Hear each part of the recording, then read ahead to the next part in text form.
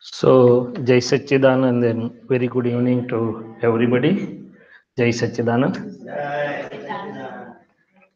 Presentation has some beauties and some limitations. You don't know what would be the type of audience as a whole.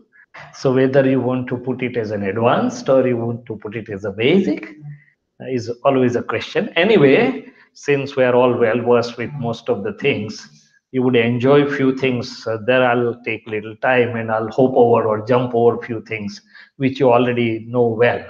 But then we'll try to make it still useful by interacting or having the time for questions or in-depth points at that particular time. And at any point, you can raise your arm and have the lively interaction. So at the end of the day, I don't want that anybody's time should be really wasted. In fact, whatever it is, everybody's time should be best utilized, right? So with that opening note, whatever task I have at hand, let me start with that. Human life, a unique live experiment, and what's the holistic science perspective? I know that there are few people who may not enjoy English or who may want it in Gujarati, but since it's a holistic science format, major part will be in English and some I may combine with Gujarati. So human life is said to be a unique, ongoing experiment of the universe. This is a sort of novel concept that how the human life can be an experiment. Our conventional understanding says us that the experiments are one which are carried out in the labs with some tools and some parameters. But here, when we say experiment, there has to be two parts, experiment and experimenter. So what constitutes the experiment is my eye, mind, speech, body, inner happenings or processings, outer circumstances, nature, natural regulatory system, natural laws, and universe as a whole. That's a part of the experiment. And living as I am is the experimenter. So, with what understanding, with what fundamental truths I am living makes the whole difference. And it's a very dynamic, moment to moment, changing or functioning experiment. So, there are two main parts or modes of the experiment. As long as I have the belief that I am name bearer and I am doer, experiment goes in one way. Once my belief is changed that by relative viewpoint I am the name bearer, but by real viewpoint I am the pure soul self, and I understand how the things are being done, the mode of experiment does get changed. So these are the two broad modes of the human life experiment. Outline of this holistic science, as we have put it there as holistic science perspective, will touch upon holistic science of life and living. How does it correlate with the modern science, especially? Holistic means wholesome. Uh, there are four or five main components of this science. One is the golden keys for happy, harmonious, positive, and meaningful daily living. The scriptures usually do not offer us the keys for my daily living, but in present times, what I need most is the things for my daily living. Which understandings or keys can change my experiment in daily living? Uh, Second is discover the world within. That's another unique aspect. What is more important for my experiment, the world outside me or the world within me? And if it is world within me, do I know the world within me well? Or do I know the science of the various aspects of the inside world? Self-realization, as I have said, experiment before and after the initiation. Secrets of human life. Rhonda Byron wrote the book Secrets, and she brought out part of the secrets. But here we say secret of secrets. So what is in my realm and what is not, as long as I'm name bearer or after self-realization, how the things happen. Am I independent doer? What is fate? What is free will? What is cause? What is effect, what is charge, and what is discharge? This is a subtle science of the human life. Uh, and there are allied aspects also. So four main aspects I had put it, and then there are allied aspects like diet or food, which is also important. Wealth, how many types of wealth do we have? Do we have only one type of wealth which lies in the bank or credit or debit cards, or do we have much more than that? A word about sensual pleasures, because whether we agree or don't agree, it takes a large part of our life. And if somebody is interested, universe and six elements, which the enlightened ones has described, how the universe function by interaction of six elements. So these are some main aspects of the holistic science. Now, before going into that, I would love to have some correlation with the modern science, because especially the younger generation or the intellectual ones, they would like to know whether it's only philosophy or it has something to do with the science. And science word has come from the Latin word scientia. Scientia means to know, or to know as it is. And there are many correlations. You would be surprised that somebody really said that the past was the century of the research and progress in the physical or material sciences. And now may be the time for the inner sciences. And if it progresses well, we may see progress within a decade as equivalent to the progress of 1 century of the physical or material sciences. Let's hope to see that. So, body, mind, and soul.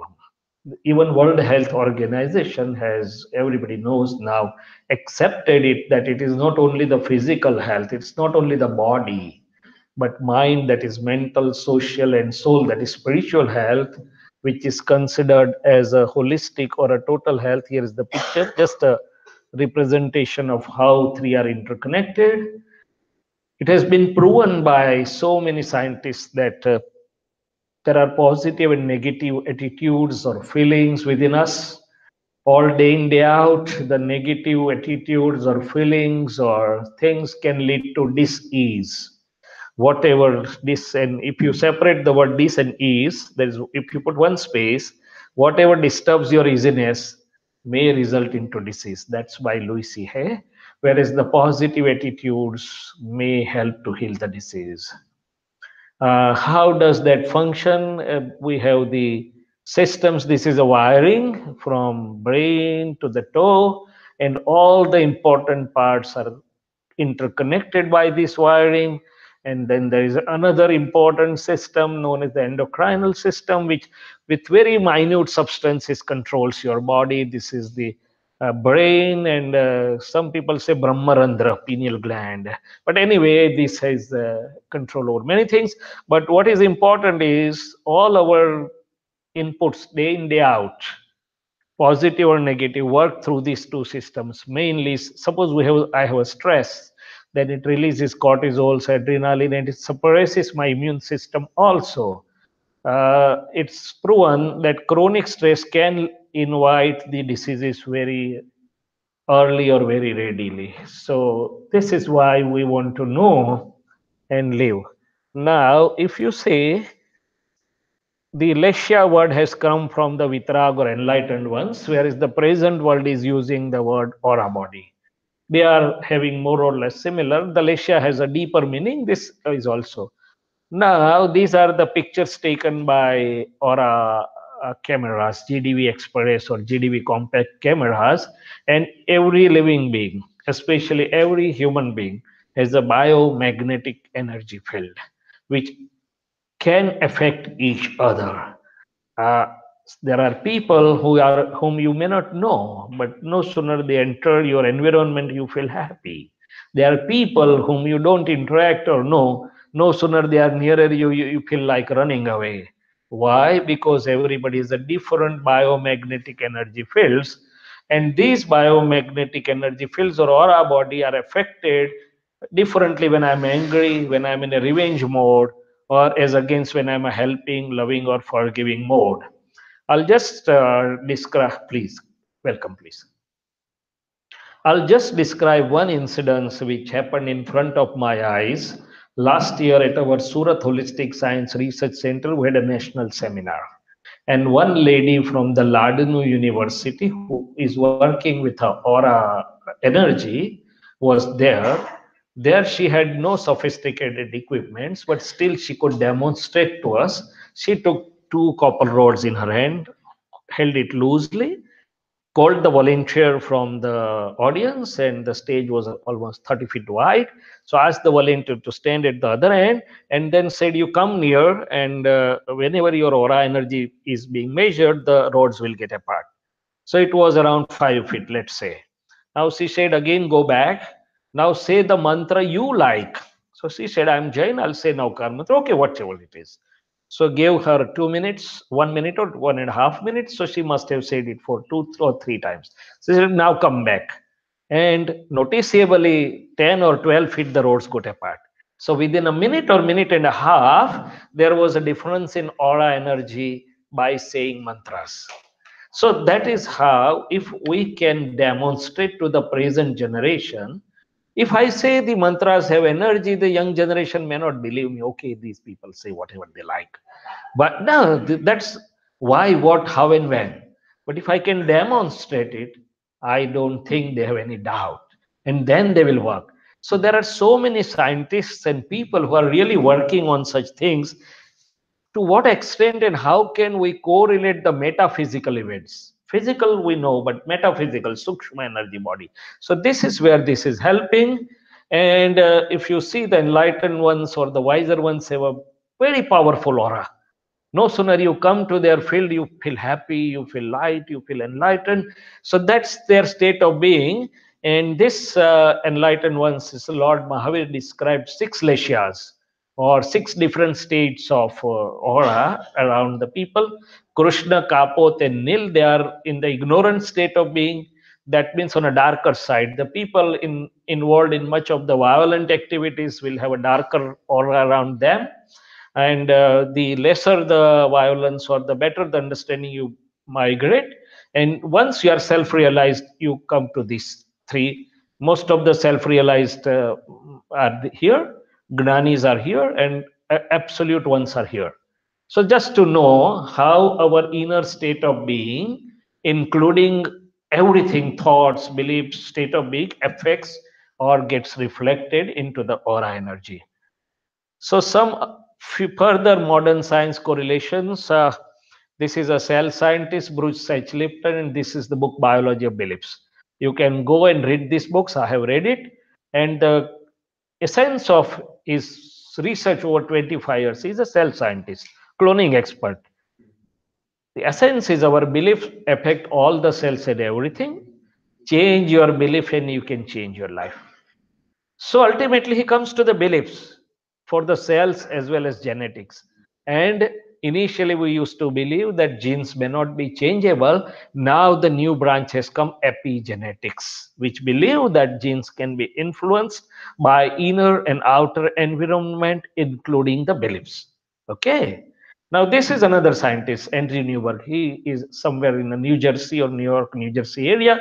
He's a neuro, works in a branch, is neurotheology, and works with the SPECT scan. SPECT scan is single positron emission computerized tomography. You might have heard about CT scan.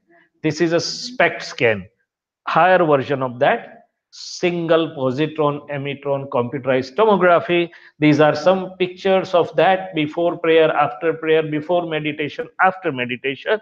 He's working a lot, and he said not only do prayer and spiritual practices reduce stress and anxiety, but just 12 minutes of meditation or spiritual practice per day may slow down the aging process. All right. So there are many, many proofs. I have put some of them only because I have lot to offer. I have whole area to be covered in a short time. So our thoughts can affect physical matter and thus physical outcome. These are the two scientists, Bill Tiller in Arizona and Marilyn Squits in California. These are their scientific findings. Thoughts count, they create real effects. There is definite interaction between consciousness and matter. This is from Berkeley University, Berkeley Rubik, Temple University, Philadelphia. So there are, in short, There are many scientists who are working in a metaphysical areas trying to correlate how these things are getting reflected outside as well as inside. Outside is a gross word, inside is the more subtler world or a conscious. Now, coming to the holistic science, very simply, it says there are only two things: self, Gujarati વાળા માટે હું, and circumstances or sanjogo, people as well as situations. So there are nothing, there is no third thing. There is only two things: self and circumstances in the form of people or situations, and in between the two, there is a filter here in the form of beliefs or visions or understanding, whatever you say. And whatever we feel, perceive, or experience is through this spectacle. If I change my spectacle, if my spectacle is incorrect, the world will be hazy. If my spectacle is good, as an eye doctor, I enjoy that day in, day out. So my wrong beliefs will lead me to sorrow. So do the circumstances really make us happy or unhappy? No, it's this filter. If I can change it for the right ones, right beliefs or correct visions, same thing may lead to happiness. We'll see that. So what is important is this, which Bruce Lipton also said, that our beliefs or visions or understandings do count. That's what the holistic science says. You don't need to change anything. You just need to change a little bit here. In other words, incorrect understanding, wrong beliefs or wrong visions will lead to all the southward journey, name it, as well, and you change it a little in your GPS, right? Correct understanding, right vision, or right beliefs. Yes, GPS sometimes says, no, this way, go this way. Just take one U-turn and everything will change, and the things will change. So this is another graphic representation. The things go in through our five senses, right? Throughout the day, we are perceiving everything through five senses. Inside is the machinery: mind, reflective consciousness, intellect, and ego. These two are remaining same throughout most of our life, but this changes. And if this changes, action and speech also will change. Okay, so this is another way to explain how our vision, understanding, or beliefs work. Okay, who is driving us? Car needs a driver. Google also has a sensors as drivers. They are trying to make a driverless car. So who is driving us? It is mind, reflective consciousness, and intellect and ego. Body is being driven. The drivers are inside. So first is this antaskaran, mind, reflective consciousness, in intellect and ego. But they are not alone. There are subtle drivers: beliefs, opinions, intents, motives, purpose, or goal. And inner weaknesses of anger, pride, greed, deceit, attachment, or evasion. This makes the whole inner machinery. In other words, if I want to discover the world within, as I started, okay, what is more important for our happiness or unhappiness, success or failure, the world outside me or the world within me? An answer will be, I think most of us will answer, the world within me. So the next question is, most of my time, energy, efforts go for the outside world or for the inside world? Even though I reply that my inside world is important, most of my efforts, running around, time, energy is directed to the outside world, which may lead to frustrations. Okay, so relative inner self, I have already said. Role of beliefs and opinions, will see. Intents, motives, inner weaknesses. All right, the world is talking a lot about meditation nowadays. Meditation is a very famous word, and it's good, but the ultimate is here. The state of being is actually meditation, 24 into 7. And it can be one of the four. Artha means self-disturbing, Raudra means disturbing to others, Dharma means equanimous and harmonious, Shukla means pure state of being. If the time permits, we'll touch, otherwise we'll take into question. So whatever meditation we are doing is good, but ultimately we want to reach here as a good point of our journey.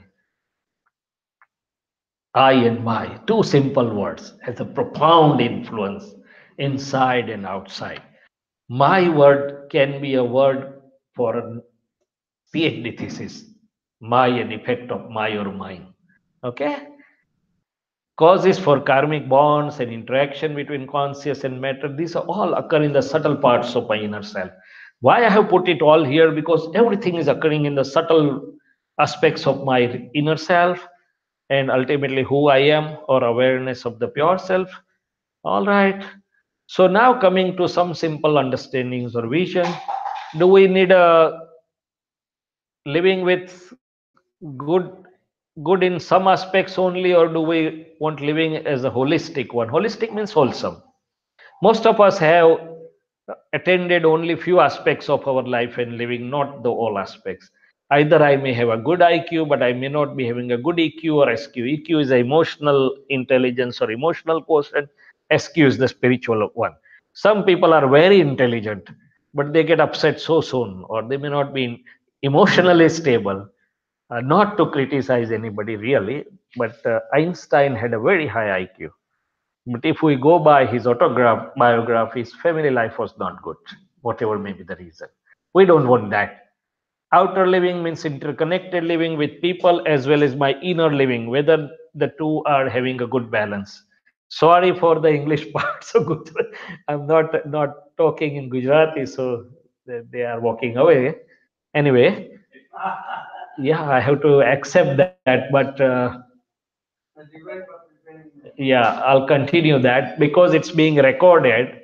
So many people will see afterwards also. So, for the benefit of those, I'm continuing in harmony. So, most of my time goes for career or money aspect. I don't have time to look to my own health unless some signal comes, one warning bell comes. Then I start taking care, family or spirituality. Many good professionals, successful professionals, may not have been able to devote good time to their children or to their family.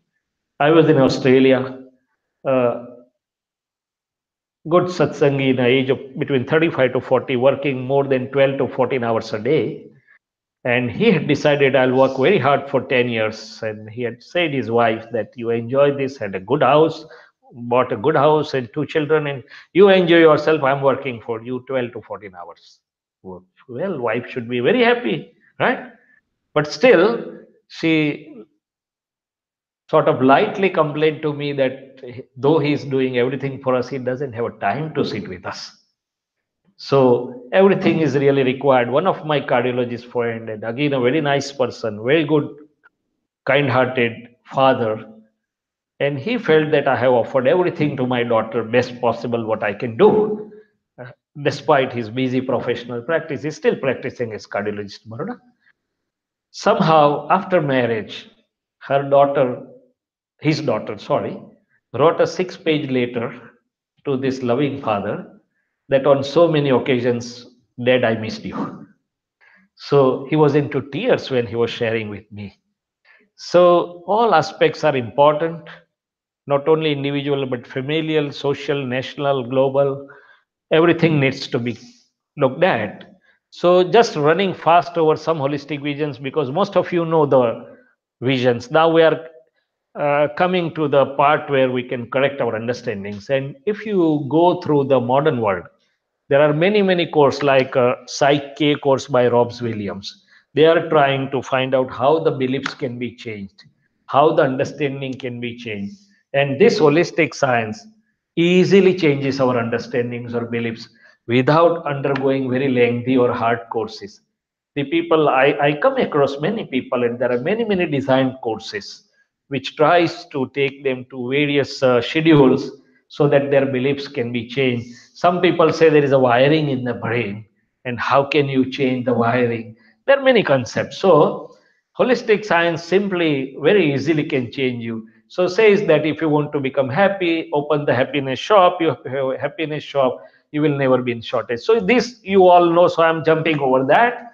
But the thing is, help yourself by helping others, because I have realized, and each one realizes, that each action of my mind, speech, and body do affect me first before affecting others. If I am going to make others happy, it will make me happy. If I'm going to help others, it does help me. If I'm going to scold others, it does disturb me.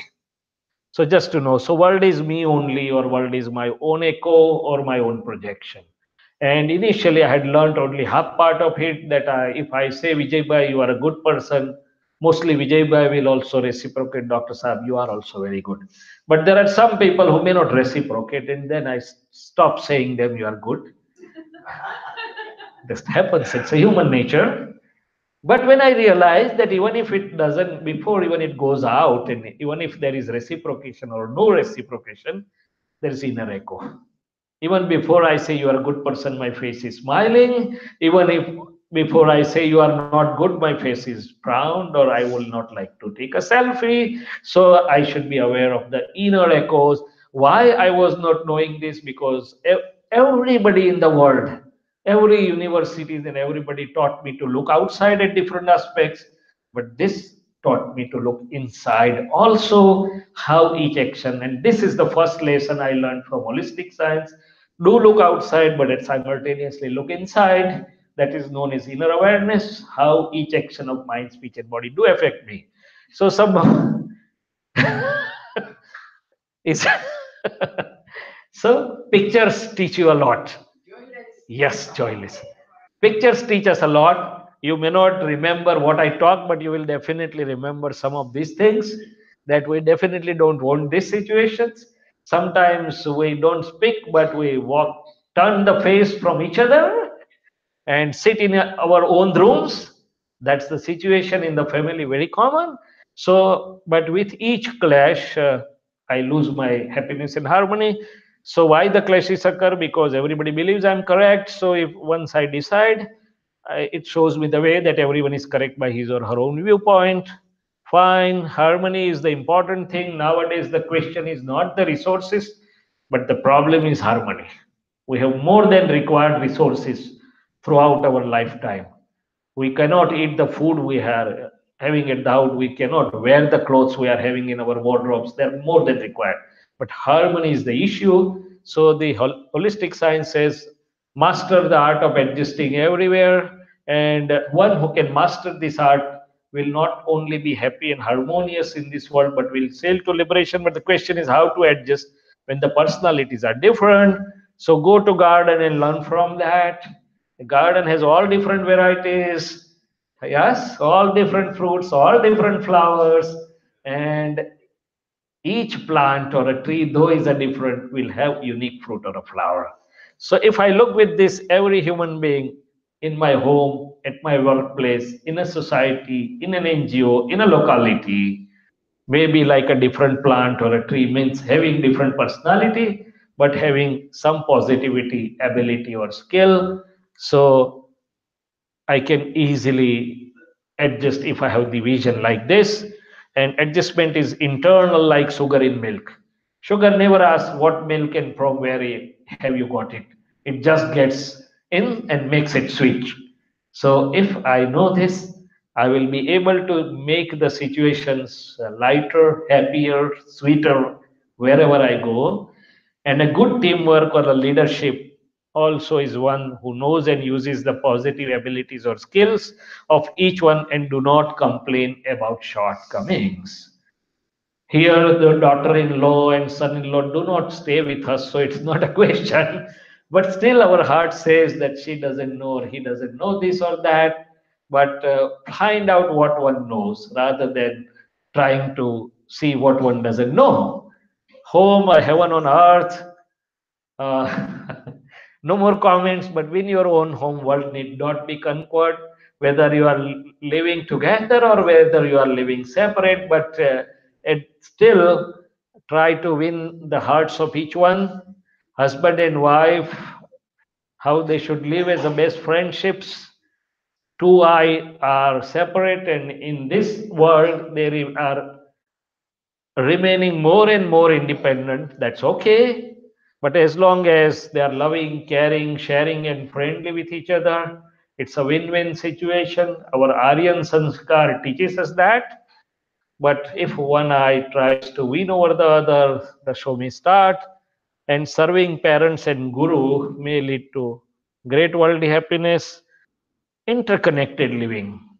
The major difference which I feel between Eastern and Western world, if I'm wrong, you may correct me.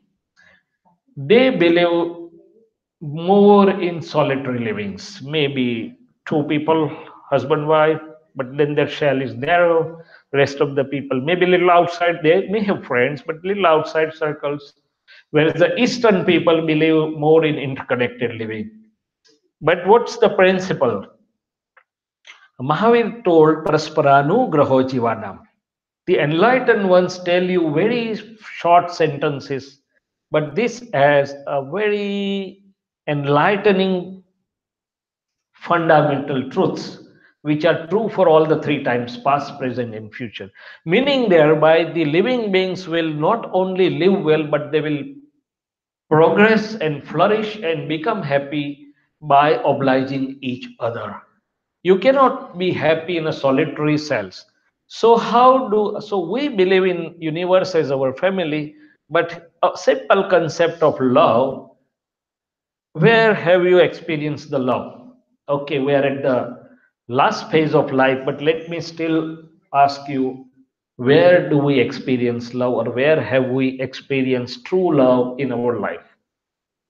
Except mother child. Most of the love is based on expectations and conditions. Am I right? As long as expectations are met with, the love is stays or increases. 10 times one has met the expectations, 11th time one fails to meet our expectation and love falls down. That's not the love. Love is one which transcends the expectations and conditions. The second important truth which I'm trying to experience is, most of the times I try to love or make friendship or remain friendly with the people. But if there is no reciprocation, I stop doing that. So my behavior is reciprocation based.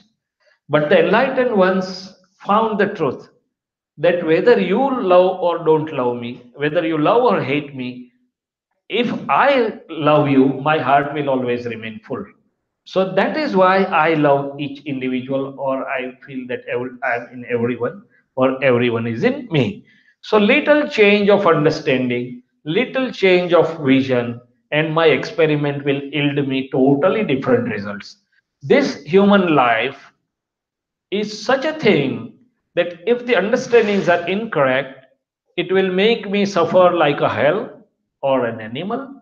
If the understanding changes, it will same thing will immediately take me to from human to human to superhuman to even the liberation. Little change of understanding and all the grids are changed immediately. Now coming to the world within, these were some 4 5 simple visions for the daily living. Happiness, avoid clashes, adjust everywhere, win your own home, husband, wife, or interconnected living. Now, trying to understand my world within for the rich inner living. Outside may be based on circumstances, but inside I can definitely have a very, very rich living. So the inner self functions like a parliamentary system, and there is a debate about everything. Suppose mind shows that should I go to seminar, and says no seminars keep on occurring every time, let me go to watch a soccer match, or sit down against television and watch a soccer match. Then again shows let's go to friend's house, or shows let's do some household work. So mind shows various options. Reflective consciousness is a visualization agency. Sitting or standing here, it can show me my house at Baroda or India also. It can go to anywhere without ticket. Intellect decides or shows pros and cons from the perspective it wants. And once the majority is attained, Mr. Ego has to sign. But what is important is it's not only this. Two forces are working in each individual: evil force or forces of weakness, which tries to take us downwards, versus the force of wisdom or inner strength, which tries to take us upwards. At every time, there is a push and pull between the two, and with what force you want to stay decides the outcome. So people say that is it all pre-decided? Never. It's a dynamic system and you can change. So people say it's a discretionary vision or viveka buddhi. So or in simple terms, understanding with awareness, which can change this. So mind has two parts: gross mind and subtle mind. People talk of conscious mind and subconscious mind and unconscious mind, and there has been a lot of researches going on at the level of subconscious mind. People say that whatever you put in the subconscious mind will get it you, and the conscious mind is different. Anyway, all these conscious or subconscious mind, enlightened one puts in a gross mind, and another is a charged mind or the causal mind. The important is how the mind functions. Many people say my mind is roaming. One professor came and requested the holistic scientist that I am happy otherwise, but my mind is so hyperactive. It's not allowing me to sit anywhere quietly. So if you can take away or stop my mind. So holistic scientist says, I can do that, but please have the signature of 5 witnesses. So he said, all are my friends and I can get the as many signatures as you want. So, okay, I'm ready to perform the surgery on you. I can stop your mind, but then you will be absent-minded. Would your would your wife allow you to stay at home? So the mind is a useful navigation tool or a GPS, but we should know how to use the mind. It is made of various notes, and depending on the notes, it shows me the various thoughts. Four friends are sitting in a restaurant. One has no thought of a hard drink, and one has from distance lot of thoughts of hard drink or whatever you say. Because one has brought those notes, one doesn't have those notes. So if I study my mind over a week, 15 days, or a month, then I know what type of notes I have brought with me and what are not. Once I am aware of the notes I have brought with me, then I can work with the mind better way. So people try to stop the thoughts, how to manage the mind. And one of the definition people try to give about meditation is if you can stop your thoughts, you have attained the state of meditation. But how long can you do that? How many seconds or minutes? Is it scientific? So, mind is a physical non ending film. It's a film which is continuously going on the screen. It continuously shows me the thoughts, good and bad, relevant and not relevant, liked by me or not liked by me. How to manage, agree with the thoughts in line with our aim or goal, allow others to pass away or ignore. Unless we sign it, it cannot drag us. Mind singly has no power, no matter how hard it is uh, showing us the storms. Unless we sign as yes, it cannot drag us. So don't get afraid by the mind. If it is bothering us, change the track of mind with a positive, inspirational, or serene. If there is some noise going on, occupy yourself into some positive, serene, or something, and your time will pass away. Not only that, you will gain by the positive thing. For bad thoughts, we can take resort to confession, apology, resolution, and ask for inner energy. It has enormous power once our aim or goal is decided, once we know how to use the power of mind. Free will at the level of mind. Our free will is really at the level of our mind or antaskaran. When this is a picture that when there is a storm, even our umbrella may get up and down. So, but tides and ebb tides all are outside. If we are standing a little away on the seashore, we'll enjoy it. If we go inside, we'll be frightened. So, tide and ebb tide storm all are outside, and we can remain free of effects if we step back and see the mind. Right? And if we have, for the initiated ones, mind is the object to be known and seen, and we are the knower and seer of the film of the mind. If we learn to remain as knower and seer of the mind, it is the best way of meditation, best way of controlling the mind, best way of managing the mind. It is the ultimate. All right. So thoughts are different from me. It's like a movie going on the screen. Body is a theater, and I am the spectator or knower or seer of the film of the mind. Well, some more how the mind is born. It is born out of opinions and language.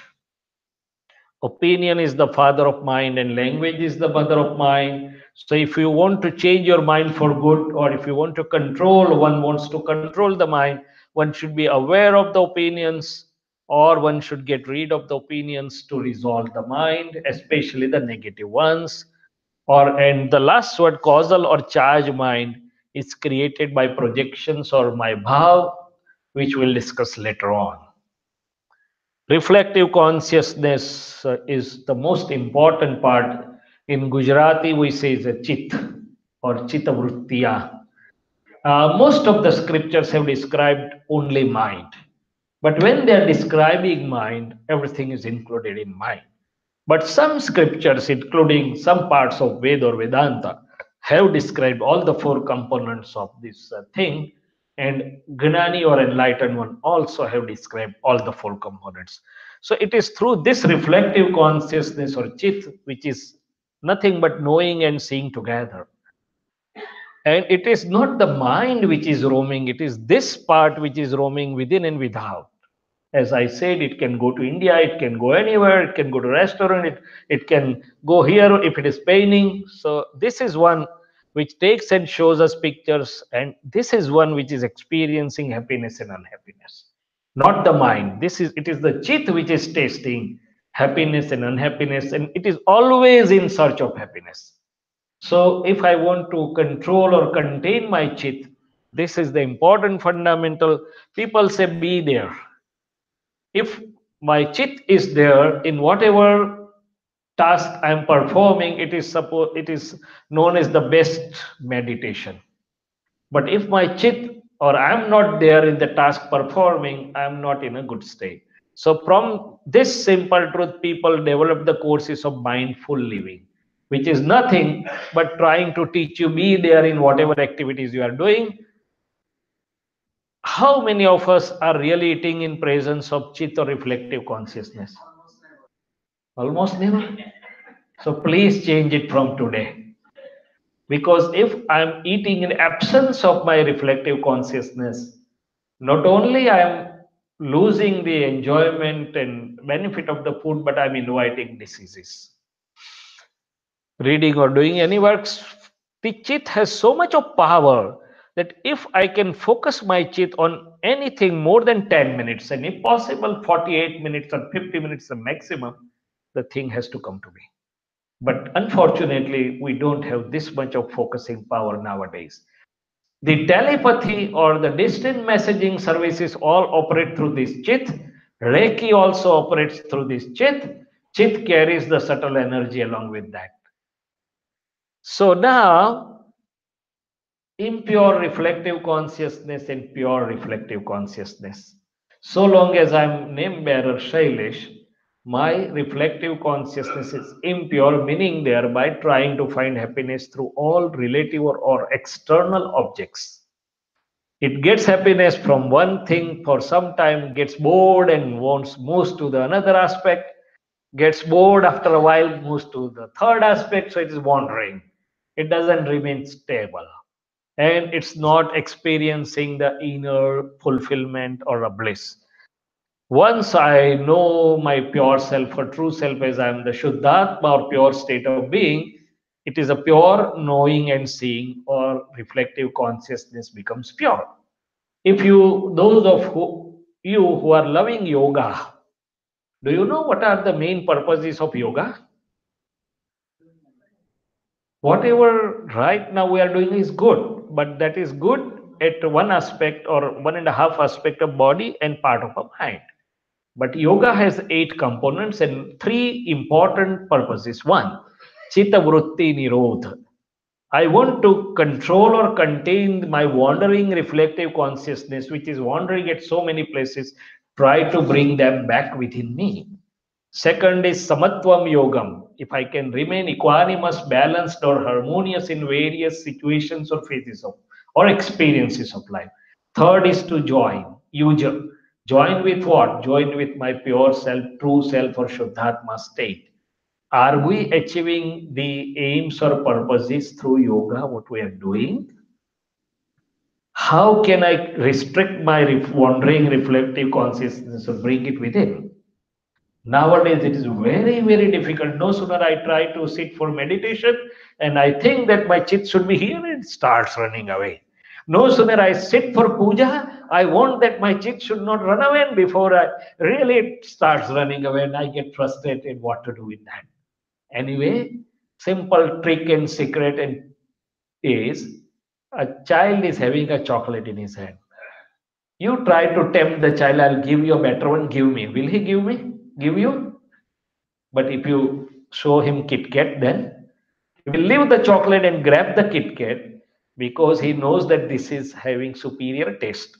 Similarly, if I can make my reflective consciousness experience the superior happiness, and especially upward lifting happiness, which we do in spiritual activities or through self realization. It will leave the relative things or that will appear less tasty and it will come back to the own home. So the enlightened ones know this secret and they show you your own home. Once the chit starts experiencing the bliss of own home, that is my Shuddhatma, I'm Shuddhatma, it stops wandering outside to a lot extent. And even if you want to send it out, after a while it will come back. No, I'm not enjoying outside. So chitta vritti starts returning back to home, and without much of efforts of restraining it, you achieve the purpose of yoga. So if you see minutely, this holistic science simply enables one to attain all the three purposes of yoga without much of hassles. So this is one of the beautiful aspect. Whatever you are doing, continue doing that. But this understanding will work as complementary and supplementary, enabling one to achieve the purpose or goal of what one is doing. And this is our reflective consciousness nowadays. Am I here anywhere? People are texting and seeing while driving. I get afraid sometimes that they should not dash with the car in front of them. So it's divided multitasking, they say. And this is India, and this is a good family, but not really good because everybody is busy in their toys. And food is getting cold, and everybody is just occupied with their toys. Technology is good, but anything above normal use of technology is really detrimental. And Einstein had to say a century back, I don't know how many years back, he said that I fear the day when human interactions, sorry, technological interactions will surpass the human interactions. There will be generation of idiots. Sorry, I don't use the word idiot, but it is in his quote. So that is why I had to say his quote. Anyway, intellect. Nowadays, all universities are working to sharpen our intellect. That is good. But whether it is a righteous intellect or it is a perverted intellect, that is what is important. Perverted intellect is used more for the material things, and my smartness is used so that the others don't know my business tactics and I make more and more, but it's not really helping anyone. How this is the important, right? Ego, Mr. Ego. So, ego, I am or I'm name bearer or I'm doer, this is the basic ego with every human being of the world. Ego is not walking with a tight head, but it is existential state of being. And here again, I quote the Einstein. He said, ego is equal to one upon knowledge. So here, which knowledge is there? Right? Both ways. As far as I'm doer, if I understand how the things happen, have you ever thought how our body is running all the functions? Even if I learn how my body is functioning, my ego will go down. Can I make one eye? Can I control the functions of eye? It is doing so great functions in a fraction of a second. How many photographs it just analyzes our brain and how this heart is beating. So who is doing all this? Am I doing? So doership ego will go down as I understand how the things happen and about the existential state of being. If I have the knowledge about my true self, the ego will go away. But anyway, it's not very easy for everybody to remove the ego. So there are two things that you can use your ego positively. One can use the ego negatively, or one can thrive for egoless state. If I want to become happy, I should use my ego positively, meaning thereby helping, caring, sharing, making others happy, which really is going to make me happy. If I don't mind unhappiness, I can use my ego to use the power in my family. If I'm head, I can do the power or control over others. If I'm holding such a position in my job, I can do the bossism my way or highway. So that will lead to unhappiness. If you want a permanent happiness or bliss, search for the egoless state, which can be attained once I know who am I. All these humans are nothing but different forms of ego. Gandhiji had ego, positive ego, I must make India free.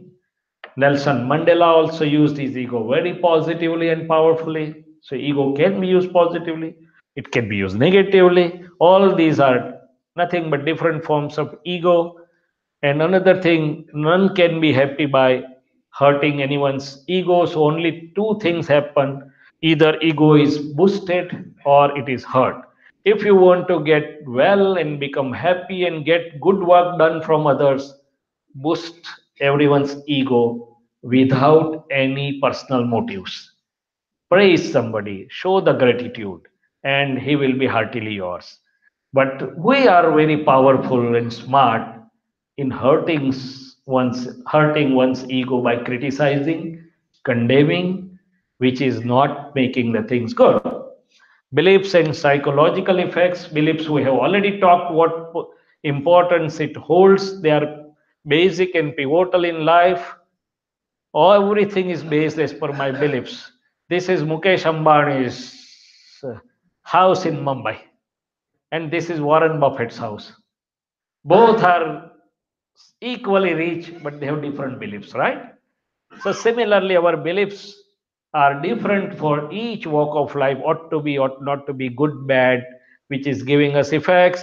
Parents have believed my daughter-in-law or son-in-law should be like this, and daughter-in-law or son-in-law has beliefs that our parents should behave like this, and which this, if not aligned, lead to all problems. We have the belief that my life partner should be like this. Ultimately, it is the ownership belief, mine. Once a person got a phone call from distance, he was on a vacation, that your house is on fire, such and such house. And he started smiling. So his friend was amazed. You got a call and you're laughing? No, it's no longer my house. I have already sold it 1 week back. So mindness is gone and all the effects are gone. So this is what is, and correct or incorrect beliefs. The ones which hurt me and others are incorrect ones, which make others and me happy are correct ones, and ultimate is belief about the state of being, which the enlightened ones change it for us. Opinions, we are bound by in the bottle of our own opinions.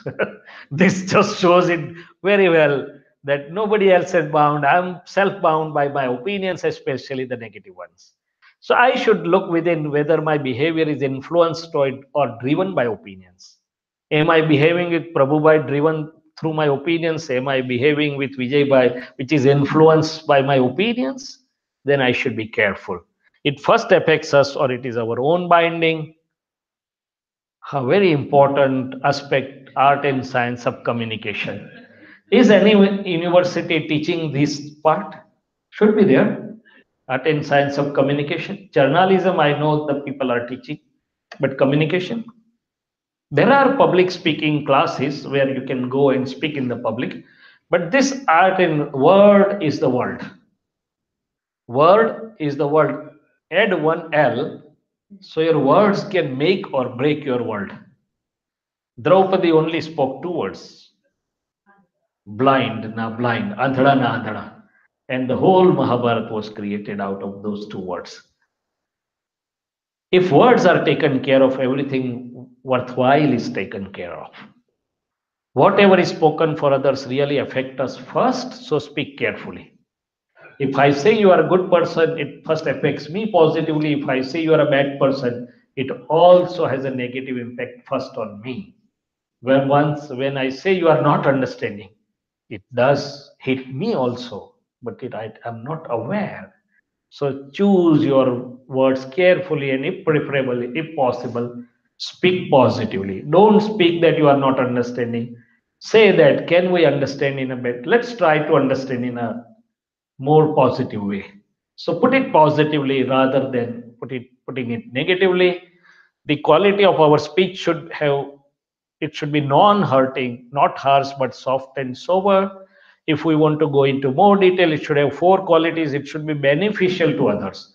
Whatever we are speaking, have we ever thought whether it is benefiting to others throughout the day? Or we want to speak because we want to speak? I should be speaking in a way that it benefits others. It should be concise or short.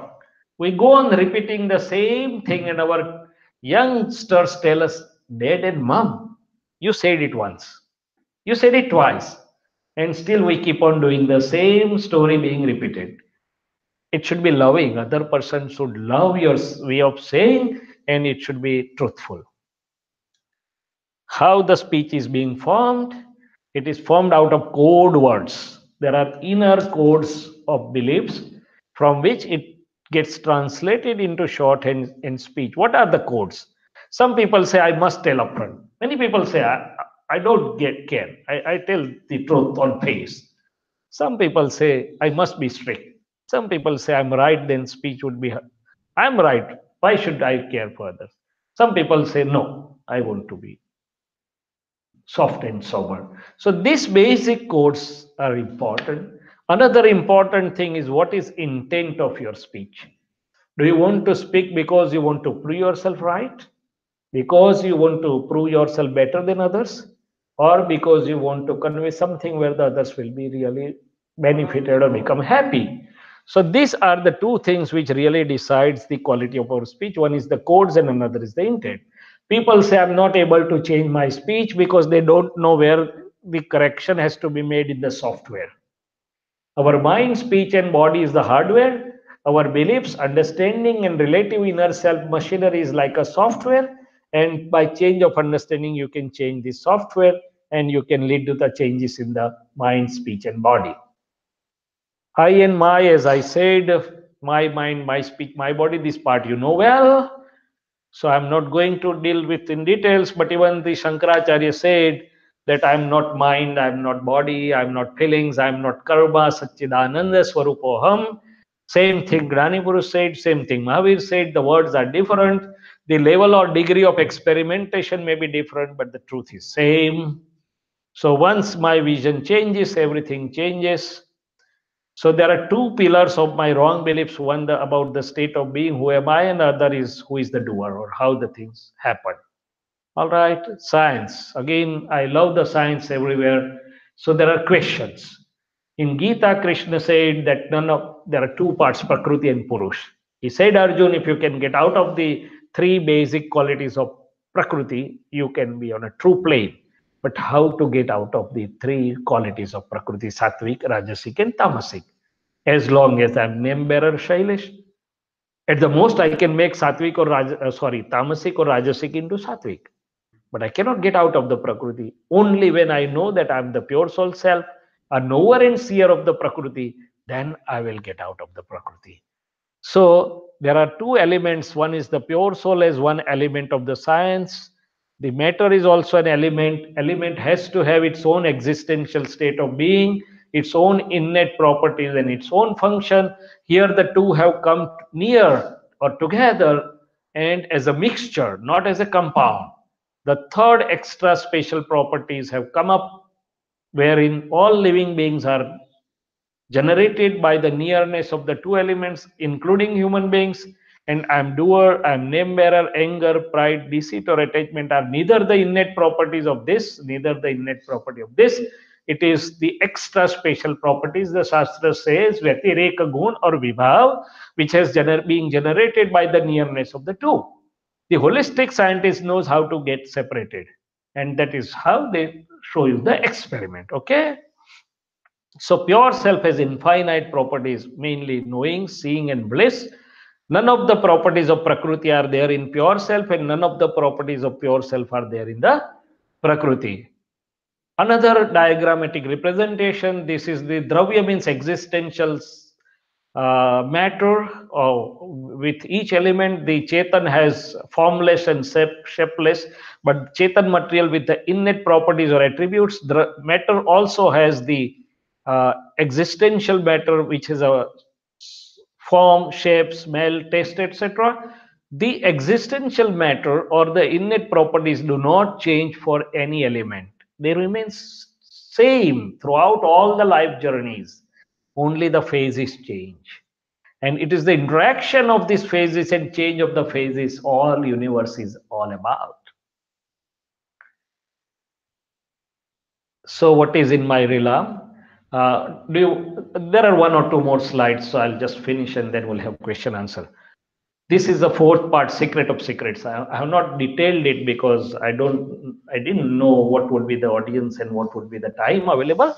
But what is in my realm, as long as I'm with the belief that I'm name bearer and I'm doer, life has two parts. One is the part of happenings where so many evidences are required for one particular thing. Despite so many emails and reminders, this is the number available here. So that is in nobody's hand, it's in nature's hand. Scientific circumstantial evidences. So in that part, I'm instrumental doer, not the independent doer. I have to do my best according to my abilities, care and caution, and understand that whatever has happened is correct as per the grand scheme of Mother Nature. But the second part is bhav or projection, which is the only relative free will as long as I have the belief I'm the name bearer and I'm doer. Bhavs are occurring inside. So if I have one bhav, I'll show you how it operates. But after self-realization, the real free will starts because then I am free from everything, time, space, karma, maya, everything. It becomes relative. I become free. So real free will starts after self-realization. Slide one or two more. How presently my mind, speech, and body is nothing but conglomerates of atoms and molecules. How I have brought these atoms and molecules with me whenever I'm charging, I'm doing any bhav. See, 25 or 30 of us, when we walk out, we'll have different bhavs. Somebody will say, oh, this was good. I should know more in detail. Somebody says, no, it was a good time pass. Somebody says, I will not come to seminar again.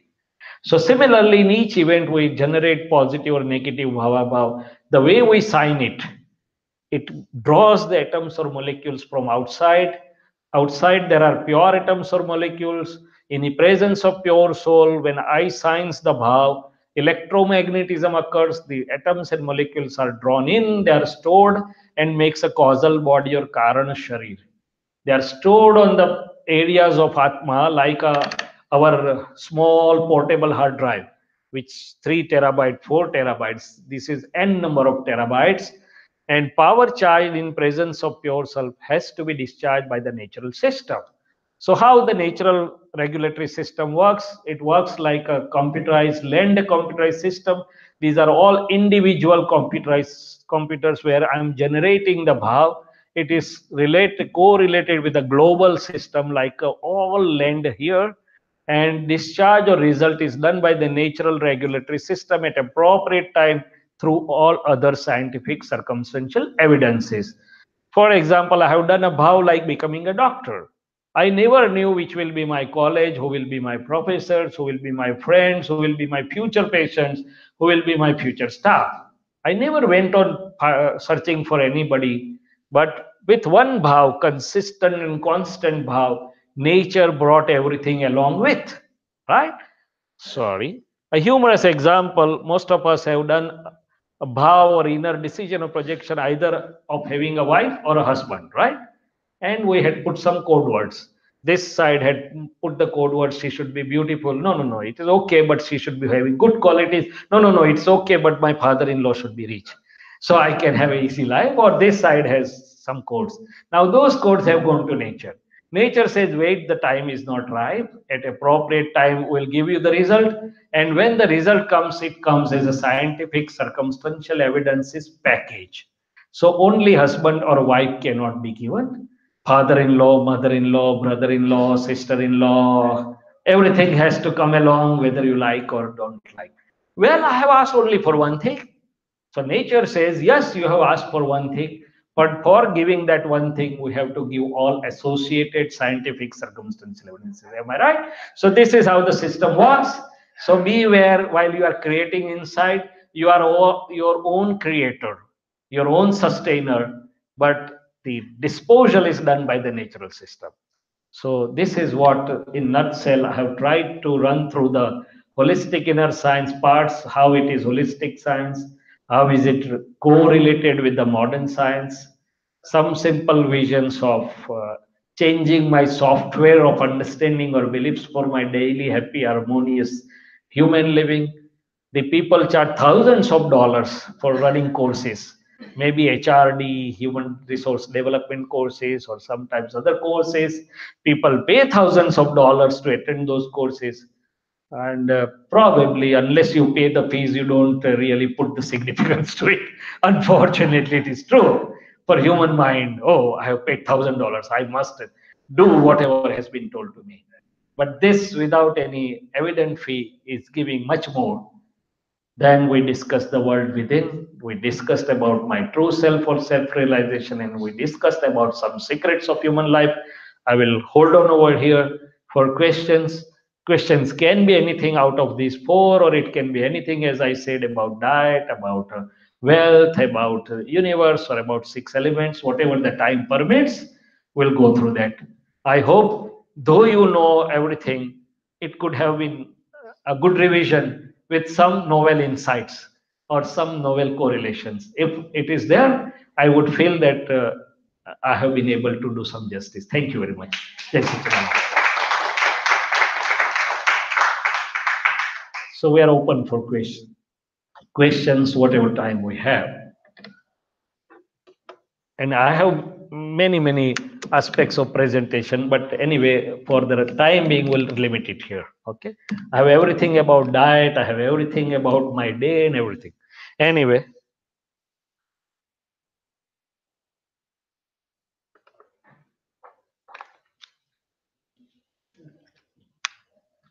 so we are open to questions.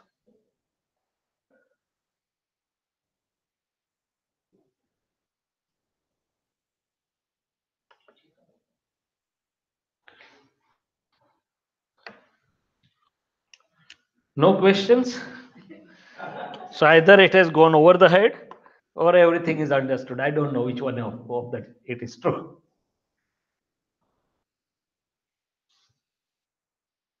હવે ગુજરાતીમાં વાત થશે, વાંધો નહીં. એકવાર મેં ઇંગ્લિશમાં એટલા માટે બોલી નાખ્યું કે યંગસ્ટરોને કામ લાગે. Those who are not able to understand Gujarati, એમને કામ લાગે. ખ્યાલ આવે? So now we can use both the languages, English and Gujarati.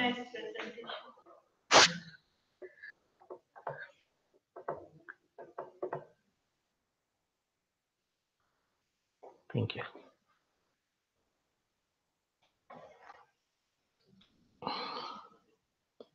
It is 6 o'clock. So we have more time. Yeah, please.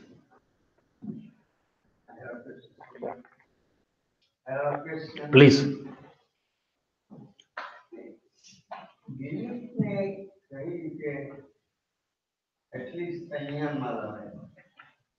So Prabhubai, yeah, Prabhubai is asking about the beliefs. At least, if not totally or radically changed, how can we make it such malleable that it remains in control? Am I right? Yes, sir. So first and foremost is, as I said, whole life is nothing but bundle of beliefs and psychological and physiological effects arising out of beliefs. At each instance, whichever personalities are involved inside in that event, husband, wife, family members, friends, whosoever it is, their reaction, response, or whatever it is based on beliefs. That is why different people give different views for each thing. So, first and foremost, I should be aware of my beliefs. How can I be based on the effects I am undergoing? From the effects which I have, disturbing, disgusting, or making me elated, those are the things which lead me to know my beliefs, where all I'm getting disturbed, where all I just get annoyed, where all I become very happy. So I can pick or know the beliefs. And once I am aware of the beliefs, these are not my beliefs actually, these are in the machinery. I is actually separate, but I gets into that, entangled into that. So I have to know the inner machinery as the computer has different components and parts. So once I'm aware of the beliefs, especially the beliefs which are leading to some lack of harmony, which are leading to my voice pitch go up, which are leading to some upset moments, I'll make a note of that. Then I start working on that. So I'll give you another example. Again, going back to my cardiologist friend in Baroda, they had a conference at Hyderabad where 6 to 7,000 cardiologists had gathered together. Very all eminent cardiologists. Whom do you think the chief guest may be or guest of honor may be? World-based cardiologist? No. She was a spiritual lady. And she started that all of you know well what stress leads to. Yes, we know blood pressure, all heart attacks, heart disease, all are related to stress. Second sentence, how many of you are free of stress? None of the finger was up. Third sentence, now go back and reflect the effects or stress or whatever you encountered or passed through. Is there any other way of handling that situation? So similarly, when I first step is to become aware of my beliefs. Second step is to examine neutrally, can I change it with this holistic science understanding? Should I change it so that the outcome may be diagonally different, 180-degree from south to north? If I can examine my beliefs, if I can put this current understanding, the old belief will go away and the new belief will set in and make me totally different person, totally at the other end. But why it is not happening? Because I have heard, I have listened, but I'm not practicing it inside. So for practicing it inside, I have to examine my beliefs and explain the mind, reflect antaskaran and inner machinery that look, with your belief, this is what you are getting, disturbances and clashes and lack of harmony and whatnot. Now, can you change and try this belief? Probably it will accept, even on a trial basis. Once it does that, the results are seen, things are changed. So this is why the human life is experiment. Sure.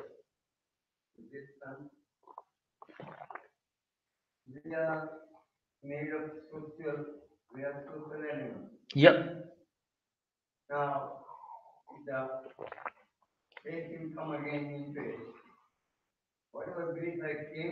Hmm.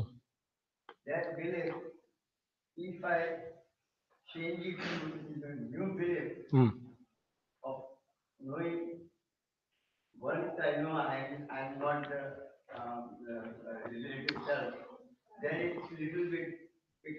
Hmm. Yeah.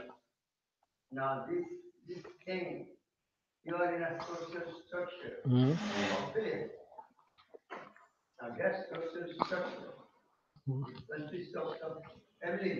Yeah.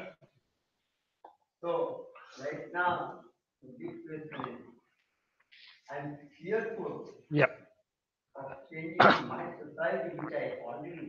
Okay.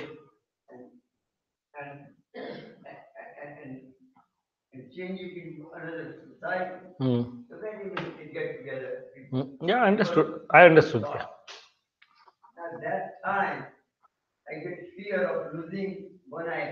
Hmm.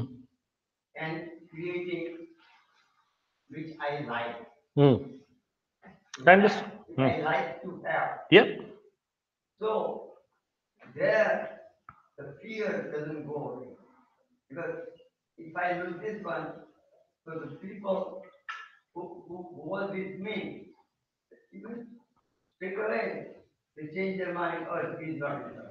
I understood the point. Yeah.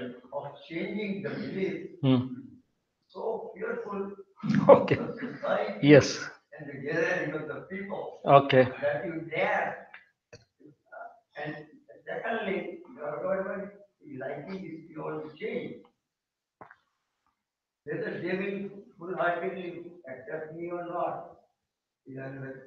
Okay. Okay. All right. So, all right.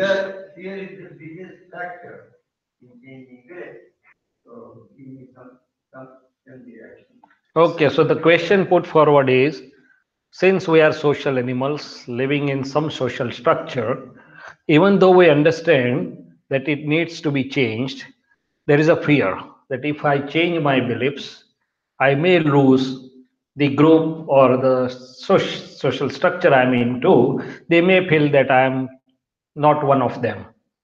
And that fear is preventing me to change my beliefs. That is what he is trying to say. Anyway, the answer is something like this. Why there is a family, why there is a society, why there is everything. Bottom line is happiness and harmony. Am I right? Am I wrong? So, at the end of the day, whatever gives me, my family, my society happiness and harmony, positivity or meaning is to be accepted or adopted, and whatever is not is becoming obstruction to my happiness, harmony, positivity or meaning, whether it's individual level, family level, social level or national level, needs some change. Now I agree that there are two things. Most of the people in a society, they just go by competition and comparison and following each other like the ships follow each other. Sorry to say that, but because others are doing, I should do that. Now, enlightened one says, don't imitate others without knowing where it is leading. So, if you want to follow the ones who are really happy. So, meaning thereby, I can still be in the same society in a much better way, because at the end of the day, the other members, family or society, what they are looking from me, with what bhav, with what heart, with what attitude I am being with them. So it's a situation. Sometimes college boys, sometimes social animals. Let's say there are parties and other things, and you say that if I don't go to parties, if I don't drink, they will feel that I'm not one of them. But it's not true. You can go to the parties and have the soft drink or a different drink, and when pressurized, you can say it's my personal comfort, and people will not bother you. Still, you can listen me, please. Still, you can be best friends with them. Same way, everyone may have their own choices about life and living, and still can be best friend with the others, because the friendship doesn't look at what dress I'm wearing and what car I'm driving, what way I'm living. It looks at what heart I'm having for you. Am I obliging to you? Am I loving to you? So if I know that I can have my own lifestyle or my own way, and yet I can be friendly with the others by way of obliging them, helping them, taking care when needed, or loving them from bottom of my heart. Now loving doesn't mean I should be participating in all the events they are doing, but loving means it's my heart. The people can be together at all the parties and many hours a day or many long time a week. Still, they cannot may not be good friends. They may not be having good heart for each other, because there is a makeshift relation. Everybody understands that somebody has to gain something, and as long as there is that motive of gaining something is there, we are together.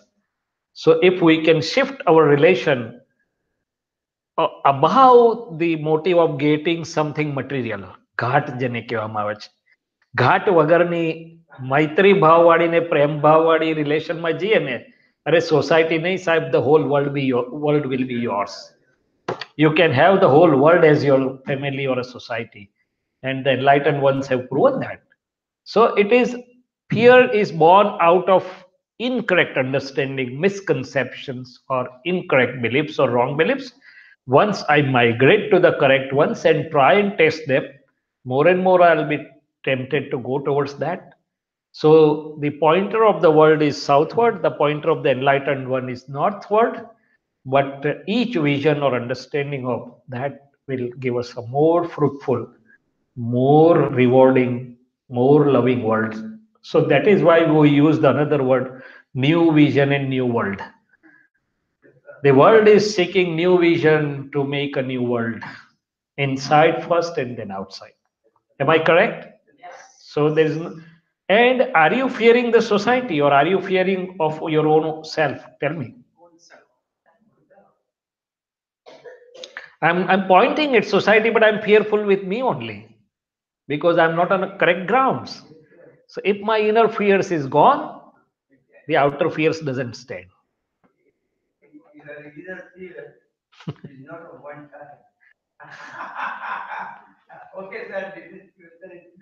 Yeah.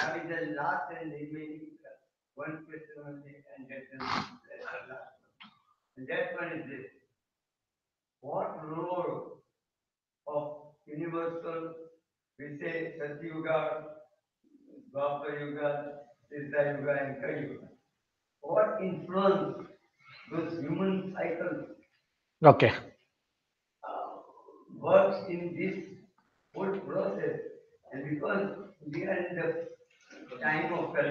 Hmm.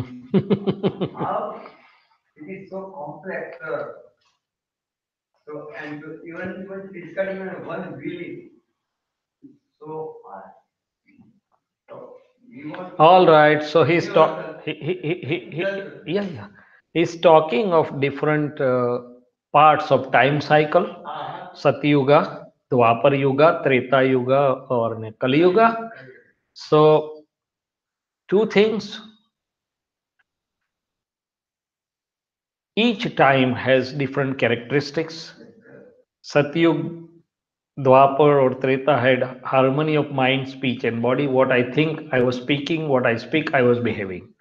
The Kali Yuga has the main characteristic: what I think, I don't speak; what I speak, I don't behave. So that's the main change which is being seen. But is Kali Yuga only responsible, or am I responsible? So says I am responsible because I have come here. Not the Kali Yuga has invited me to come here. So, because of some, as I said, inside there are two forces working upwards and downwards.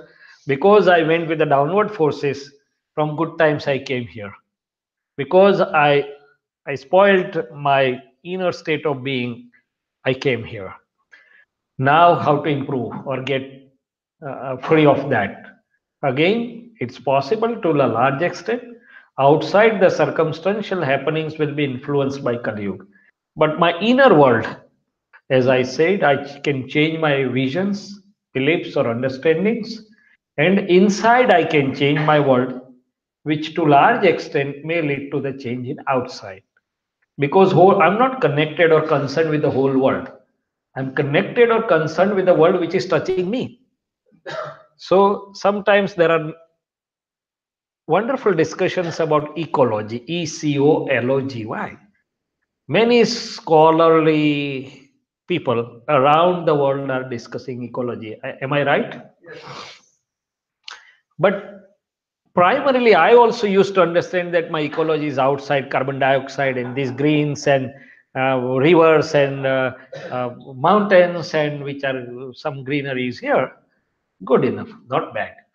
But then I realized that my ecology is one which is touching me. So at the moment, this is my environment which is touching me.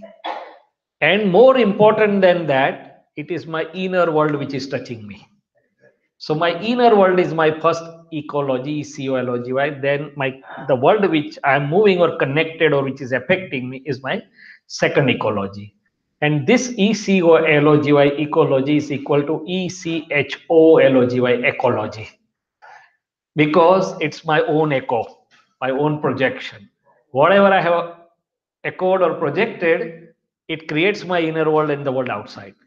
In the same world, the very beautiful souls or divine souls also have lived in the same world. Very, what you can say, the down means not rotten, but the criminals also live, right? So the world is same, time is same, it's same Kali Yuga. Still you see very divine souls, still you see the criminal souls. So yes, agreed that by and large you see the characteristics of the time cycle affecting you, but the time is neutral by themselves or by itself. It is me who has come here by my own fault. So you are whole, or one is whole and soul responsible for oneself. But more important to me is not the past and not the future. How can I improve my present? In the same time world, can I have a new world within and without? And the science tells me yes, I can have. And that's the only practical aspect I think would be important to all of us. So outer pollution is not very important. Carbon may go up and down. Inner pollution is the most important. Take care of that. And outer carbon may not affect you then.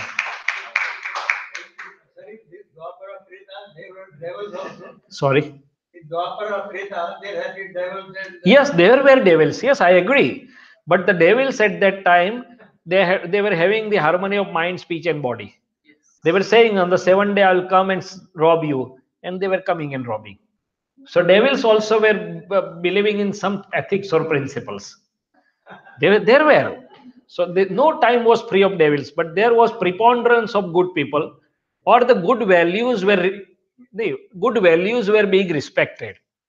We were respecting the good people. Or see, when I was a child, I do remember that we were living in a small town, and on a good days like Diwali or New Year, everybody was going to everyone's house, be it a barber or be it a whosoever it may be, with love, true love. And until that time, we were valuing, no, he's a good person, having good values, not looking at money or house or belongings he had. Then the time changed. Including myself, nobody is looking at values or qualities inside. We are looking at the car and house and what the other things one has. So we all have turned in a different direction. So in a good time or bad time, all the things were there, but the value of good was more. Now the value of this is more. Power, money, whatever. And still I said time is not to be blamed.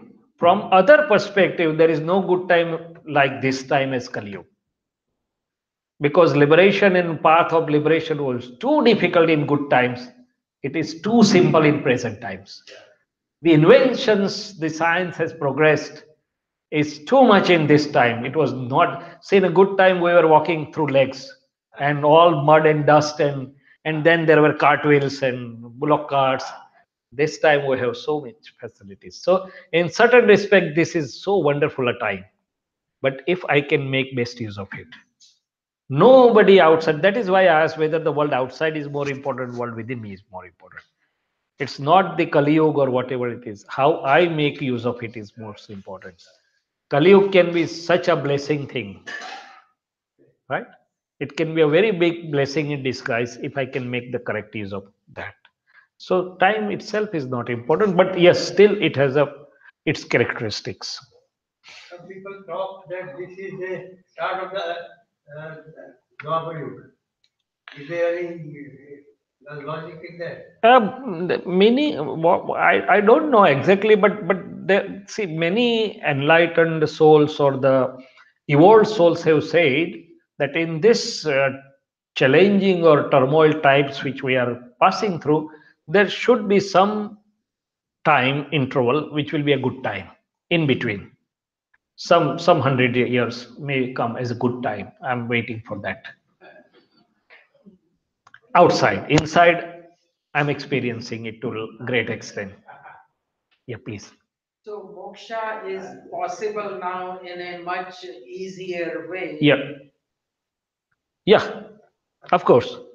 That's our journey and our experience. That it was probably not so easy in good times.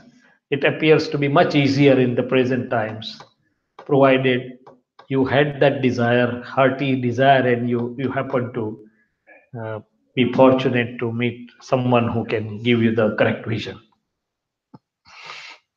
One more. Yeah, please. How to, most of us have trouble controlling ego, power, hunger, insecurity from within. Most of us have problem. All right. So one more time, if you can give just in few sentences how one should work at it, so that we practice what we are reading and talking about it and asking others to do, how to follow yourself first. So, As I said, my first step of the journey started by learning to look inside how each thing is affected me. My outburst of emotions before affecting others, does it affect me? yes. My ego before affecting others, do it affect me? So that is where I started my journey, and I started making my choices, or it enabling me to make my choices. What is in my self interest to find fault and criticize somebody, to pass on WhatsApp message criticizing somebody, or to find one virtue and appreciate somebody and to pass the positive messages. What is my in my self interest to hate somebody if somebody has done something bad to me, or forgive and move ahead with the love or friendship. So this is how, with the inner vision, I always, there are two crossroads, or as I said, always there are going to be two forces working within you, one trying to take you downwards, one trying to take you upwards. And with little understanding and awareness, that is part one. Part two, take your time a little bit. There is no hurry to respond and react to every situation. Take your own time. This, they cook very lovely things, but if we make hurry, this, wait. ખીચડીની 3 સીટી વાગી છે, હજી સિજવા દો પછી આપું તમને. So take some time within till you are happy yourself with the situation inside, right? And if we take a little time, I think we have all the time to make it to the correct thing or correct choice. So this is, and rest of the things, as I said, through understanding, we can always have the correct things. And second important thing, we need to charge our mobile at least couple of times nowadays during a day, because applications, smartphones has many applications, more the applications, and readily the power is drained out. So people move with a power bank also, because you may not get a charging point everywhere, so move with a power bank. Similar is inside, I need to keep charging myself with the correct understanding, and if not, move with a power bank.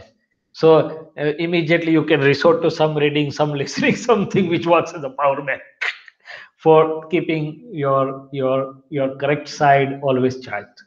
So there are ways and means. Okay. I have Yeah, please.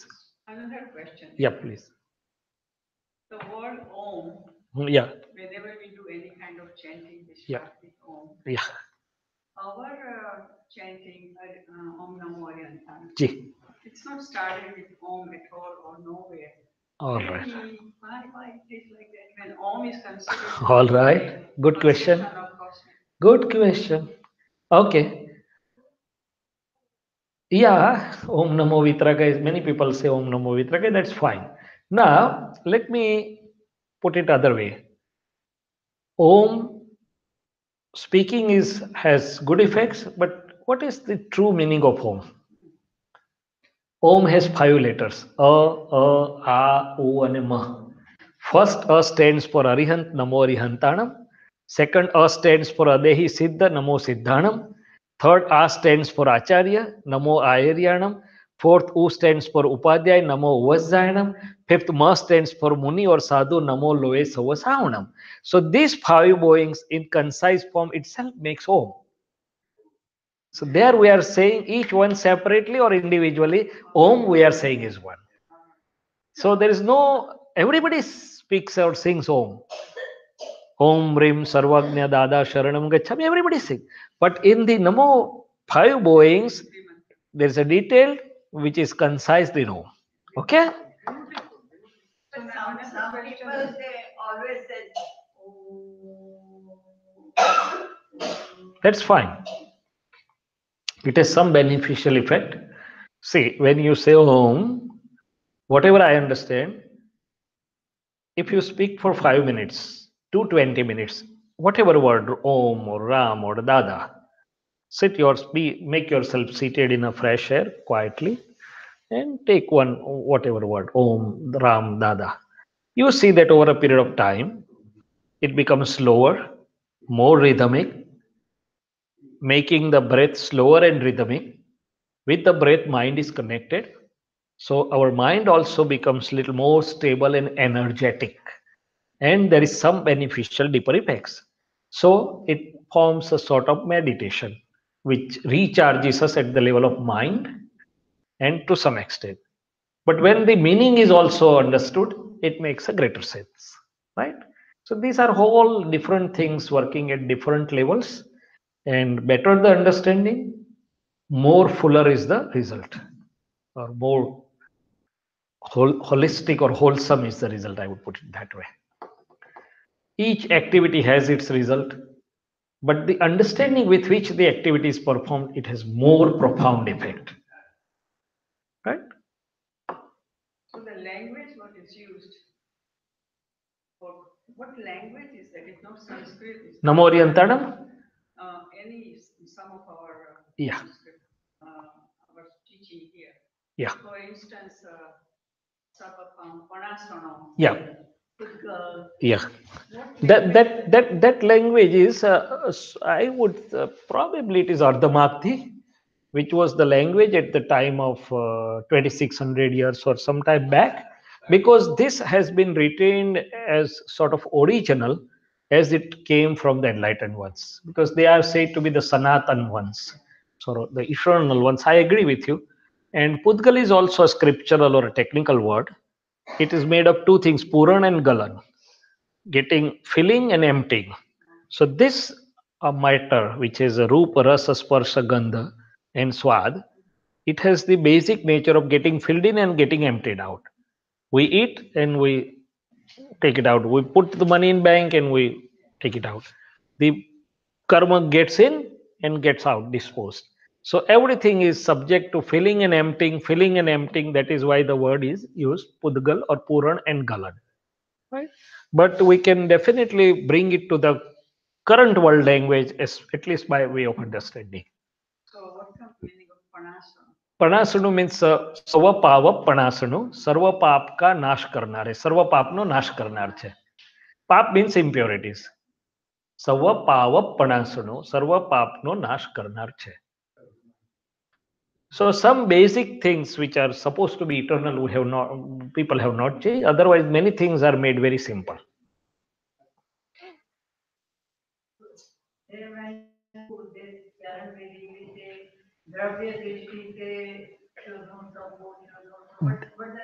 દ્રવ્ય કરીને હું સંપૂર્ણ, દ્રવ્ય કરીને, દ્રષ્ટિની દ્રવ્ય કરીને હું સંપૂર્ણ શુદ્ધ છું. સર્વ, here I, if you notice, I showed you the diagrammatic picture. Each element, tattva, has to have its existential matter, has to have its original or natural or innate properties, and has to have its function. So soul or pure self or Atman has its dravya, which is a Chetan dravya, which is Arupi and Amurta, Akshaya, Avyaya, Avyabhat, but having three main properties, knowing, seeing, and bliss. So કે છે દ્રવ્ય કરીને, by my own substance, existential substance, I am pure, was pure, is pure, and will remain pure. By my innate properties like knowing and seeing, I am pure. So as that is why I showed that only phases are getting changed. Rest does not change. As I, if you remember that, or I can go back and show that you again if you want to. But otherwise, this is how Dravya means my own existential substance. फिर next sentence is જ્ઞાન દર્શનાદિ અનંતા ગુણોએ કરીને હું સંપૂર્ણ શુદ્ધ છું સર્વાંશ. That is innate properties of my own true self. એવી રીતે છે. So I agree that some words are technical words, but they can always be asked and understood. All right. But at the same time, we should feel lucky that without any difficult studies or scriptures, we have been able to get such a wonderful vision, which otherwise the people study lots of scriptures and they become, oh, devote so many years to learn all the scriptures and still they are not there. Right? People are made, the monks are made to learn the scriptures for years together in stepwise manner. Yes. Why is the relative aspect overpowering our blissful state. Oh, yeah. Vijay Bhai is asking why the relative aspect is all powering our blissful living. Yes, that's a very good question. It's something like this, I would say, that when a gold comes out of mine or a diamond comes out of mine, it's never in a pure state, though the elementally the properties are there. It's always with the ores or impurities, right? Similarly, though I have been given to understand that my real form is all pure, but it's never manifestly pure. It's with all covering layers of mind, speech, body, or relative aspects in living. And that is how all of us are living and experiencing first the relative. Real requires a lot of focusing and understanding and upyog purusharth to experience. So first, this is being experienced without any effort, day in, day out, awakened or sleeping. So that is why the real is a first phase through which I have to look to the real. Sorry, relative is the first phase through which I have to look to the real. So relative is always giving me the first hand experience. It's always coming to me as a first. It's always coming to me as a challenge. It's always coming to me as a test. And I have to pass through all the tests of relative, or I have to work with the relative in an appropriate way before I can really enjoy the real, or along with the real. Or in other words, if we have to give the simile, suppose this is a light. If I cover the light with so many clothes, even though the light is there, it will not be experienced outside. No sooner I go on removing the coverings one by one, more and more light will come out. So similarly, the more and more my relative will become lighter and less hindering, my real experience will come out or will be experienced. So this is a different way we can understand. So, and in a present world, one of the another feature of Kali Yuga is we have so much comforts and luxuries, which has led to so much of mohaniya that our reflective consciousness or chit is always in a relative or outside, rather it doesn't want to go in. So that is, and that's one of the reason for stress also. More and more your chit remains entangled into relative things, more and more stress it generates. But this is so subtle that the world cannot experience or understand this. Please. Oh, I would like you to tell us how can we express when someone has worked so hard in building the group here, like Vijay Bhai and Naveen Bhai and Hmm. you know Dinesh Bhai True. and several other Yeah. volunteers. It is not easy to Yeah. bring 100% something new Yeah. when Yeah. people are not used to. Then. Especially if we don't understand the language. All right. So what can we do to thank Dada and the group? Well, there are two aspects to the thing. What can we do to thank the people who have tried to develop this group, but more importantly, bring this holistic knowledge to one and try to bring the holistic knowledge to more and more people? The best way of thinking is contribute, enjoy first, and then contribute to it. Right? Unless I enjoy myself, I'll not be contributing. So experience and enjoy for yourself, which will put a value to it, and then try to be part of it by contributing whatever you can. Because that is how I will grow. I'm not contributing for anybody's sake. I'm contributing for my own sake. Right? So enjoy, experience, enjoy, and grow more by contributing. Practice. That is what I said. Enjoy an experience. Experience is nothing but practice. Right? If I use the word practice, it goes above the head. Oh my God, he is again saying the same thing. So I don't say practice, I say enjoy yourself, experience yourself, and strengthen your experience by contributing. Right? Sharing is the best learning, they say.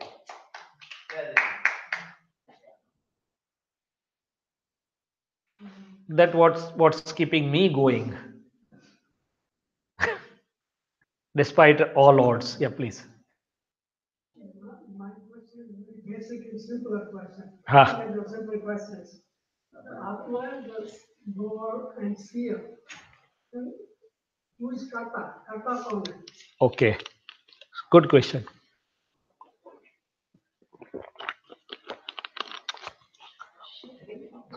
Here, a basic question is asked: if Atman is knower and seer, who is the doer? Very good question. By worldly viewpoint or by relative viewpoint, Atman is supposed to be the doer. By fact, Atman in its pure form is just the knower and seer. It is the Pudgal, along with the natural regulatory system. All scientific circumstantial evidence is coming together by natural regulatory system and natural laws, which makes the things happen. That is why I put here all scientific circumstantial evidences has to come together, and they come together along the natural laws and natural regulatory system, where my mind, speech, and body are also one of the evidence. So it is the relative matter, Pudgal, which becomes active in presence of pure self. Pure self is only the presence. The relative Pudgal gets activated, charged, and then later discharged by this natural regulatory system, which Dadaji termed as Vyavasthit Shakti, we say is natural regulatory system, which is Karta. Sometimes it is also said that by relative viewpoint, Atman is the Karta, but by real viewpoint, Pudgal is Karta and Atman is a Karta. That way also you can put. But when I say only Pudgal, people don't understand. So we have to expand it. That Pudgal means mind, speech, body, or the Prakriti. Krishna said in Gita, कि all activities are being done by the Prakriti and its qualities. But out of ignorance, the people believe that I am the doer. So he said in some few words, but actually Prakriti is also one of the evidence, and there are so many scientific circumstantial evidences which has to come together. Dravya, Kshetra, Kala, Bhav, Bhavi, Ukaran. They are known as federal causes or Samavai Karan in the scripture. Right? So that is how the thing is being done. All right? Please. Uh, so whatever कर्म जो भी हम कर्म करते हैं, when we leave this world, ये कर्म किसके साथ जाते हैं? Yeah, the question is ke whatever karmas we do, or we are doing so many karmas, to wo karma goes with whom, right? That is a question. So let us first understand what is karmas. Karma is a material or matter, as I said, having a form, shape, taste, smell, which is clinging or which is present alongside the conscious or Atman. Now, there are two types of karmas basically. One, new charging or seeds. One is discharging or giving effects or fruits. Right? I'm sowing the seeds, I'm reaping the fruits. Whatever is happening throughout the life, which involves the circumstantial evidences, accumulation and dispersion of the circumstances, we are gathered here. So, this gathering is karma phal. What is occurring inside is a karma.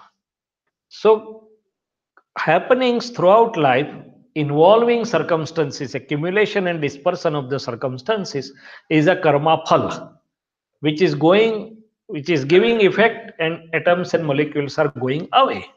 During that time, the human being, based on ego-based projections, bhava bhav mein, wherever I do the signature, based on my understanding, to help somebody or to hit somebody, I'm inviting new atoms and molecules or laying down new causes or karmas in the form of seeds. That will form the causal body. And there are three types of bodies in the human form. One is a gross body, which we doctors study even through the electron microscope, minute cells and genes, but everything is a part of gross body.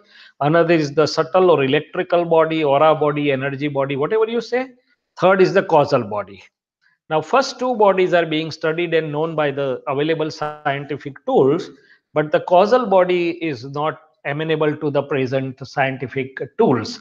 The enlightened ones can see the causal body through their vision, opened out vision. And the fourth is the pure soul.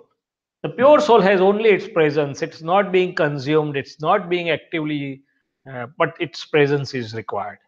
So, in the presence of pure soul, as I said, because the two things come near, and as long as I believe I'm name bearer and I'm doer, both the process of charge and discharge is occurring. So, whatever is karmas I have charged throughout my human life forms a causal body, and as long as there is causal body, electrical body will also be there. So, when the soul leaves this body, when it will leave, when the atoms and molecules of gross body have finished their function and time duration, it will leave and live with the causal body and electrical body. So this causal body is the collection of new karmas, and based on the code words or coding or matching, it will enter the new place. So it goes with Atman, but which Atman? There are two types of Atman states. One is Vyavhar Atma or migratory soul, and another is the original or the Moolatma. So Moola Atma has only presence, but because of the ignorance, I am knower, I am Shailesh and I am doer, I am generating Vyavhar Atma or Pratisthit Atman. So that is what is carrying or migrating along with. But as long as I am with the causal body and electrical body, the pure cell cannot get freed by itself. It's in a cage of causal body, electrical body, and as long as causal and electrical body is there, in a new place it invites the atoms and molecules and creates the gross body. So this is how it is happening. We talked the other day that there's a God, right? Sorry, God is there. God is There there. is a God, Ha. and we have Atma. So, is it that God and Atma are the same thing, or they're two different things? So the question is, all of us believe that there is God and there is Atman. So is Atman and God same thing or different things? Very good question. Now, first and foremost, different people have different understandings, partial or total or known or unknown about the God. Because when the word God is used, everybody will perceive or believe or imagine differently, right? So basically, it has two meanings. One, God or Bhagwan, we say. So sometimes people say, where is God? But who is there? No, no, it is inside. So elementally, God is in every creature, whether visible or invisible, but not in creation. So that way, elementally, it is there in all living beings. But manifestly, it is not there. It is covered up in all living beings, right? So when it gets manifest, we say Bhagwan when it gets manifest in the body. So Kabir ji said, Sabagata Saiya Balihari Uski Jisme Pragat Hoy. So it's covered in all other living beings. In the body in which the covering veils are removed, covering veils of ignorance, covering veils of anger, greed, pride, and deceit are removed, the inner elemental, which is latent but potent, gets opened out, and its infinite knowing power, infinite seeing power, and infinite bliss gets opened out. That is where we term the Godhood state has been opened out or manifest. Right? So each Atman has a potency which is latent now to become fully manifest Godhood form. But if one knows, so human form is to connect with the God inside, realize it, and start manifesting it. Another word, Bhagwan, is an adjective. We say somebody Bhagwan when some has extraordinary properties which are not seen in human beings, like Daya, Kshama, Rujuta, Ruduta. So those extra human qualities will get manifest when the inside pure self is manifest fully. So that way also sometimes the word God is used as an adjective, right? Krishna Bhagwan, Ram Bhagwan, because those qualities opened out in them because of the inside pure self got manifest or opened out in them. And some people say God is creator, some beliefs. So in that case, God is creator is correct by individual beliefs or particular religion or particular faith, but not by fact. By fact, it is scientific circumstantial evidences. God is there, but God is in a different form, right? And the regulatory system or regulatory force is not is different from God. God has different powers. The regulatory force and system has different powers. People not knowing sometimes say, because whatever they don't understand, they so God's wish. But if it is God's wish, then thief also will say God's wish. And police also will say God's wish. And judge also will say God's wish. Whom to be blamed? All right? Sorry. Can you speak in the mic? Yeah. We always refer to God as a creator. Yes. And He is the knower and seer. Yeah. That's what we hear all the time. Yeah. And here we see that God we love, even the buildings in the United States, the God we trusted. They say always refer God. And we always, from the childhood, we know the God is the creator. And we refer in knower and seer always to God. Now we're talking about Atma. Atma is the seer and knower. So that's why I little confused. No, I understood. So that God which they are referring to, in one way, they are referring to the Supreme Self. Supreme Self is nothing but fully manifest state of the pure soul self, which occurs once in thousands or few thousand years. Uh, as I said, because the people's perception do not go full about creation, they say God is creator. But it's different. If the God has created the world, on which moment it created, which date and time, whatever, and if something is created at X moment, something must be destroyed at Y moment. As against that, if we believe in science, science says the elements cannot be destroyed. They can only be transformed. That means they are perpetual. So if we believe in the perpetuality or permanency of the element, the world has to be permanent. That's what the enlightened ones say, the world is permanent. It's made of elements which are not destroyable, but just gets transformed. And the phases do change, right? So these are some, anyway. But at the end of the day, I have to pick up what is useful to me. Right? Thank you. So, okay, can we end here, Vijay? All right. Thank you, everybody. Jai Sachidanand. Thank you And very much. Jai Satchidanand. And thank you for all of you coming today.